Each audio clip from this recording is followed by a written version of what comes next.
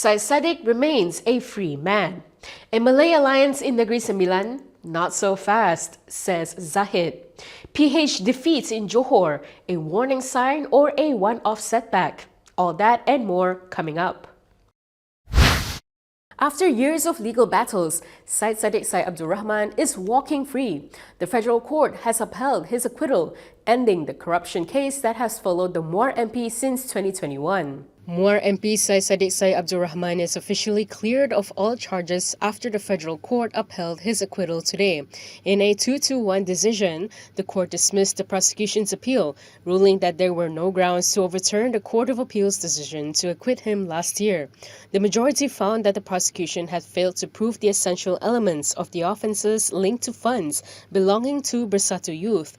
Syed Saddiq was previously charged with criminal breach of trust, misappropriation of property, and 2 counts of money laundering involving a total of 1.2 million ringgit. The charges included allegations that he misappropriated 120,000 ringgit from Bersatu Youth Enterprises account, as well as allegations involving 1 million ringgit entrusted to the organization. Federal Court Judge Colin Lawrence Sequeira said the prosecution's case did not establish the necessary ingredients for a conviction. Meanwhile, in a press conference today, the Muar MP described the decision as proof of the effectiveness of the country's judiciary in upholding justice for the people. Kerana apabila institusi kehakiman itu bebas, adil, di situlah dijadikan tempat terakhir bagi rakyat biasa yang tiada kuasa untuk mendapatkan pembelaan. Dan saya rasa keputusan pada hari ini membawakan kesedaran dan keinsafan pada saya untuk terus mempertahankan institusi keadilan negara, the independence of the judiciary, the institutions which make our country great. Barisan Nasional may have won Johor, but the bigger story could be who didn't vote. Election data suggests hundreds of thousands of Pakatan Harapan supporters simply stayed home. Here's Beyond the Headlines. Was Johor a case of Pakatan Harapan supporters switching sides or simply staying home? The numbers suggest it's the latter. Although turnout in Saturday's state election was only about 78,000 votes lower than during the 2022 general election, Harapan's support dropped by more than 213,000 votes. Its vote share fell from 42.3% in GE15 to just 32.6%, suggesting many of its previous supporters choose not to cast their ballots. Take Johor Jaya. Voter turnout was 16 percentage points higher than in the 2022 state election, but DAP's vote share increased by just 1.2 percentage points, and the coalition still lost a seat to MCA. That appears to reinforce a trend observed throughout the campaign, with growing frustration among Harapan supporters over unfulfilled promises, the rising cost of living, and dissatisfaction with the Madani government. At the same time, Malay votes, including support that previously went to Perikatan Nasional, largely consolidated behind BN, creating a double blow for Harapan. If the same pattern repeats in Negeri Sembilan, where campaigning begins this Saturday, Harapan could be heading into another difficult state election. If past President Abdul Hadi Awang is telling the truth about ongoing talks with UMNO, the implications could be enormous. Speaking last night, Hadi claimed PAS is in active talks with UMNO over seat allocations, with the goal of avoiding multi-cornered fights. Leses sedang berjalan. Sedang berjalan. Jalan, ya. Dia punya setakat ni proses setakat mana tu? Sangat positif. Sangat positif. Positif, ya. Dari segi pembahagian kursi semua macam mana? Itu dibincang sama. Kewajaran. Mestilah UMNO dia sudah dapat 14 kerusi. Kita 5 kerusi. Yang baki itu, baki daripada PR macam-macam ni. Daripada DAP, ini kita boleh bagi-bagikan. Yeah. If those talks materialize into an electoral pact, the implications could be huge and set the stage for a wave against Harapan similar to the recently concluded Johor state election. A PAS-UMNO alliance may give BN its best shot at retaking Negeri Sembilan, and the numbers back it up. In the 2023 state election, BN didn't even contest every seat, yet combined with Perikatan Nasional, the two blocs secured nearly 60% of the popular vote. In the 2022 general election, when BN fielded candidates across the board, their combined vote share with PN was still 54%. PN even expanded its supports in the 2023 state polls, largely fueled by BN voters who rejected UMNO's partnership with Pakatan Harapan.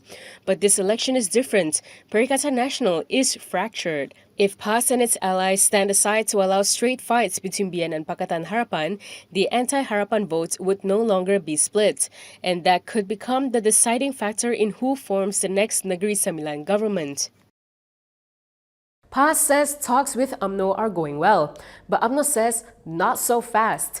With Negeri Sembilan's election approaching, the question is whether a Malay vote pact is real or just political posturing. UMNO President Ahmad Zahid Hamidi has poured cold water on claims of a possible deal with PAS ahead of the Negeri Sembilan state election.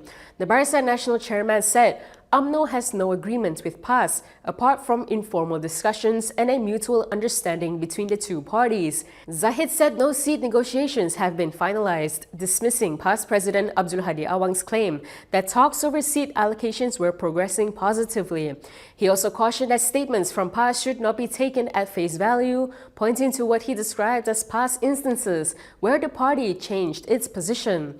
PAS President Abdul Hadi Awang had earlier indicated that the party was prepared to make way for UMNO in seats it currently holds, while also suggesting it was open to UMNO leading the state government if cooperation could be reached. The move was seen as an attempt to avoid multi-cornered contests and consolidate Malay votes against Pakatan Harapan. However, Zahid's latest remarks suggest that any potential PAS-UMNO cooperation in Negeri Sembilan remains far from certain. With nomination day approaching, both parties now face a key question: whether they can put aside old rivalries or risk splitting the votes in a closely watched state election. From now on, you can also listen to KiniNews on Spotify and Apple Podcasts. Scan the QR code on the screen to follow us. Bersatu Nasional won Johor.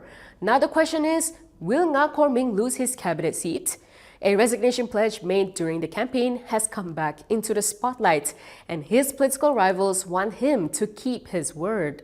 Housing and Local Government Minister Nga Korming is standing by his controversial resignation pledge, but says it was never about BN winning Johor. During the state election campaign last month, Nga warned that a landslide BN victory could pave the way for former Prime Minister Najib Abdul Razak's early release, saying he would quit the cabinet if that happened. Now with BN having swept the polls, UMNO and PAS leaders are demanding that he honor what they call his promise. But in a Facebook post yesterday, Nga said his remarks have been taken out of context. To back up his explanation, Nga reposted a clip of his Oriental Daily interview, arguing that he had clearly stated his resignation would only happen if Najib's release undermined the integrity of Malaysia's judiciary and the rule of law. 坦白说，今天他真的放Najib出来，无罪释放，我倪可敏第一个辞官。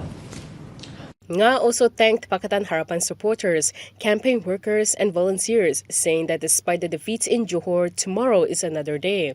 His clarification came after mounting pressure from UMNO and PAS leaders who accused Nga of going back on his word. UMNO Youth Chief Dr. Ahmad Zahid was among the most vocal, challenging Nga to submit his resignation letter if he truly stood by his pledge. Johor wasn't just a bad election for Pakatan Harapan. It was a warning. A former DAP MP says the coalition ignores it at its own peril. Former DAP MP Charles Santiago says Pakatan Harapan should treat its crushing defeats in Johor as a warning, not a one-off setback. After campaigning in Johor, Santiago said he encountered widespread anger among Indian voters and described the election as a referendum on Harapan's failure to deliver on its reform agenda.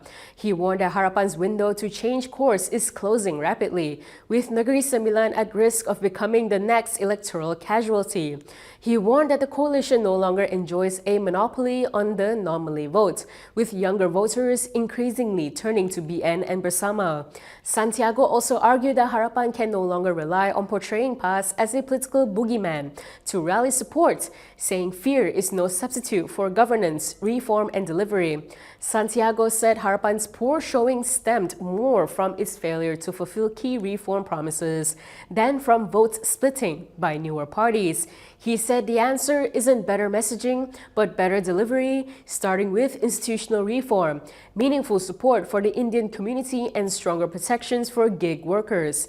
Santiago cautioned that unless Harapan responds to the warning from Johor, it risks repeating the same mistakes in the upcoming Negeri Sembilan state election. And that is all from me today. For more stories, you can go to Kinitv.com. You can also follow us on Instagram, X, YouTube, and Facebook for the latest news updates. If you would like to support independent media, do consider subscribing to MalaysiaKini.com. I'm Camelia. Thanks for watching.